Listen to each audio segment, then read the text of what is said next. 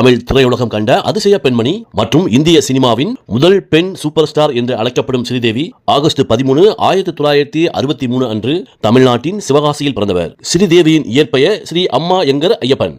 ஸ்ரீதேவி தன்னுடைய 4வது வயதிலேயே துணைவன் என்ற தமிழ் படத்தில் முருகப்பெருமானாக நடித்து திரையுலகில் கால் பதித்தவர். ஸ்ரீதேவி குழந்தை நட்சத்திரமாகவே தமிழ், தெலுங்கு, மலையாளம் மற்றும் கன்னட மொழிகளில் பல படங்களில் நடித்தவர். ஸ்ரீதேவி 1976 ஆண்டு கே. பாலச்சந்தர் இயக்கத்தில் வெளியான 3 முடிச்சு திரைப்படத்தின் மூலம் கதாநாயகியாக அறிமுகமானார். இந்த படத்தில் ரஜினிகாந்த் மற்றும் கமலஹாசனுடன் நடித்திருப்பார். அதன் பிறகு 16 வயதினிலே சிவப்பு ரோஜாக்கள், வாழ்வே மாயம், 3ஆம் பறை என பல வெற்றி படங்களை தந்தார். ஸ்ரீதேவி முதலாக இந்தி திரையில் அறிமுகமானது 1975 ஆண்டு வெளியான ஜூலி என்ற திரைப்படத்தின் மூலமாகவே. இந்த படத்தில் ஸ்ரீதேவி கதாநாயகி லட்சுமியின் தங்கையாக ஒரு குழந்தை நட்சத்திரமாகவே நடித்திருப்பார். பாரதி ராஜா தமிழில் இயக்கிய 16 வயதினிலே படத்தின் அதிகாரப்பூர்வமான இந்தி ரீமேக் செய்து தமிழில் ஸ்ரீதேவி ஏற்று நடித்த மயில் கதாபாத்திரத்தையே இந்தியிலும் ஸ்ரீதேவியை நடிக்க வைத்தார்.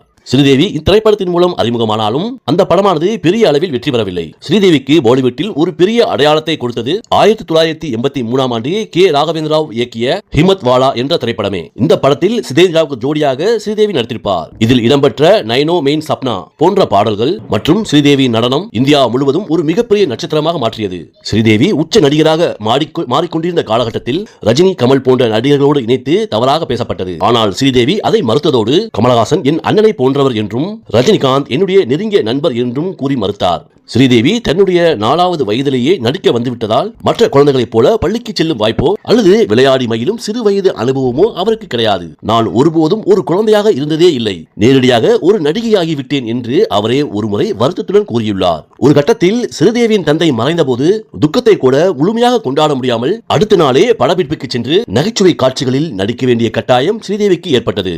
ஸ்ரீதேவியின் வாழ்க்கையில் மிகப்பெரிய துக்ககரமான சம்பவம் அவரது தாயார் ராஜேஸ்வரி அவர்களுக்கு ஏற்பட்ட உடல்நலக் கோளாறுகள் தான். 1995 ஆண்டு அமெரிக்காவில் ஸ்ரீதேவியின் தாயாருக்கு மூளை சிகிச்சை நடந்தபோது மருத்துவர்கள் தவறுதலாக மூளையின் மற்றொரு பகுதியில் அறுவை சிகிச்சை செய்துவிட்டார்கள். இதனால் ஸ்ரீதேவியின் தாயார் தன்னுடைய நிலைமாற்றலை முழுவதுமாக இழந்தார். இந்த மருத்துவ தவறுக்காக ஸ்ரீதேவி நீண்ட சட்ட போராட்டங்களை நடத்தினார். தன்னுடைய தாயை இழந்தது ஸ்ரீதேவிக்கு மனதளவில் வெகுவாக பாதிப்பு ஏற்பட்டது. 1980களில் ஸ்ரீதேவி பாலிவுட் சென்றபோது அங்கிருந்தவர்கள் ஸ்ரீதேவியை தென்னிந்திய இறக்குமதி என்றே பார்த்தனர். ஸ்ரீதேவியின் நடை, உடை மற்றும் ஆரம்பகால உச்சரிப்பை, அதாவது இந்தி உச்சரிப்பை கண்டு பல வட இந்திய ஊடகங்கள் அவரை மதராசி என்று கிண்டல் செய்தன.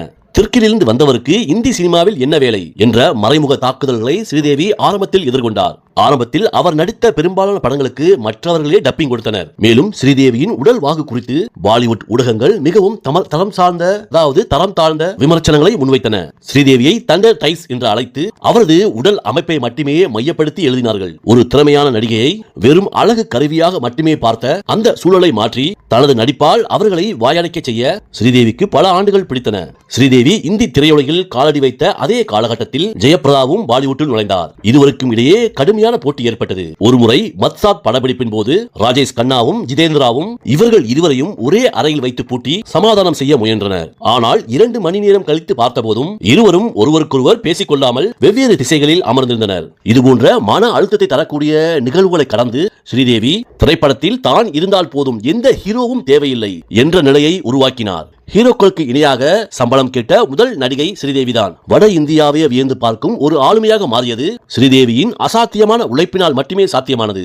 1984 ஆண்டு வெளியான ஜாக் உடா இன்சான் திரைப்படத்தின் படப்பிடிப்பின் போது ஸ்ரீதேவிக்கும் மிதுன் சக்கரவர்த்திக்கும் காதல் மலர்ந்தது. 1985 ஆண்டு மிதுன் சக்கரவர்த்தியும் ஸ்ரீதேவியும் ரகசிய திருமணம் செய்து கொண்டதாக பல ஊடகங்கள் செய்தி வெளியிட்டன. பல ஆண்டுகள் கழித்து ஒரு நேர்காணலில் மிதுன் சக்கரவர்த்தியே தங்களுக்குள் திருமணம் நடந்ததை உறுதிப்படுத்தினார்.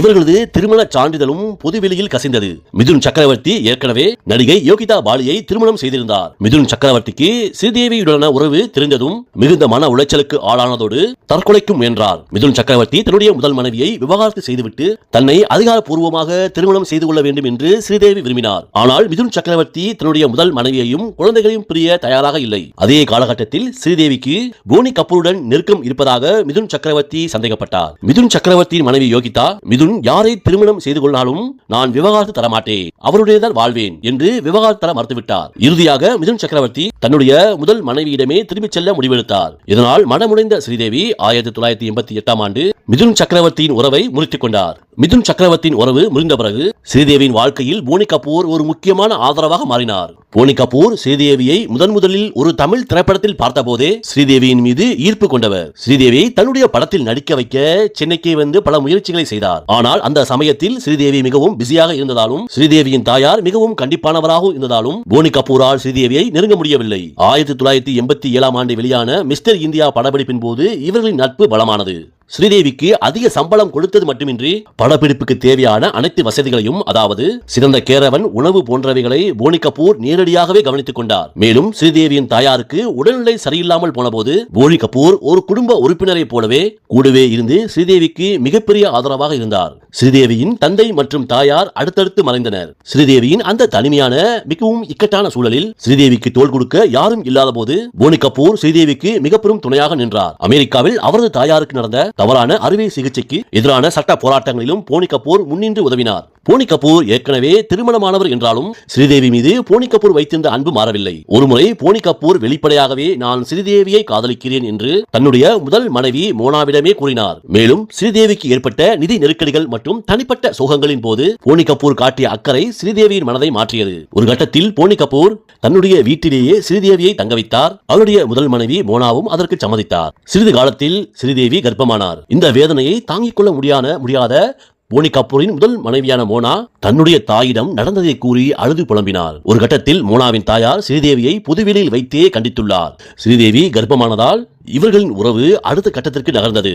சமூக விமர்சனங்கள் மற்றும் குடும்ப எதிர்ப்புகளுக்கு மத்தியிலும் 1996 ஆண்டு ஜூன் 2 இருவரும் எளிமையான முறையில் திருமணம் செய்து கொண்டனர். சுமார் 10 ஆண்டுகளுக்கு மேலாக போனி கபூர் ஸ்ரீதேவிக்காக காத்திருந்தது ஸ்ரீதேவிக்கு அவர் மீது நம்பிக்கையை ஏற்படுத்தியது. ஸ்ரீதேவி தன்னுடைய இறுதி மூச்சு வரை போனி கபூரையும் தனது மகள்கள் ஜான்வி மற்றும் குசி மீது மிகுந்த அன்பு கொண்டிருந்தார். ஒரு நடிகையாக ஸ்ரீதேவி இழந்த தனிப்பட்ட மகிழ்ச்சியை தன்னுடைய குடும்ப வாழ்க்கையில் பெற்றார். ஸ்ரீதேவி தன்னுடைய கடைசி தருணங்களில் புகழ்பெற்ற நட்சத்திர ஹோட்டலில் தங்கியிருந்தார். தன்னுடைய கணவர் போனி கபூரின் மருமகன் மோஹித் வார்வாவின் திருமண விழாவில் கலந்து கொள்வதற்காக ஸ்ரீதேவி துபாய் சென்றிருந்தார். திருமணம் முடிந்த பிறகு தனது மகள் ஜான்வி கபூருக்காக சில பொருட்களை வாங்குவதற்காக ஸ்ரீதேவி மட்டும் சில நாட்கள் கூடுதலாக துபாயிலே தங்கியிருந்தார். இதற்கிடையில் மும்பை சென்றிருந்த போனி கபூர் ஸ்ரீதேவிக்கு தெரியாமல் அவருக்கு ஒரு சர்ப்ரைஸ் கொடுக்க மீண்டும் துபாய்க்கு அன்று மாலை வந்து சேர்ந்தார். ஹோட்டல் அறையில் சுமார் 15 நிமிடமும் இருவரும் பேசிக் கொண்டிருந்தனர். பின்னர் இரவு உணவிற்கு வெளியே செல்ல முடிவெடுத்தனர். இரவு உணவிற்கு தயாராவதற்காக ஸ்ரீதேவி குளியல் அறைக்கு சென்றார். அதிக நேரங்கள் ஆகியும் ஸ்ரீதேவி வெளியே வராததால் சந்தேகமடைந்த போனி கபூர் கதவை தட்டியுள்ளார்.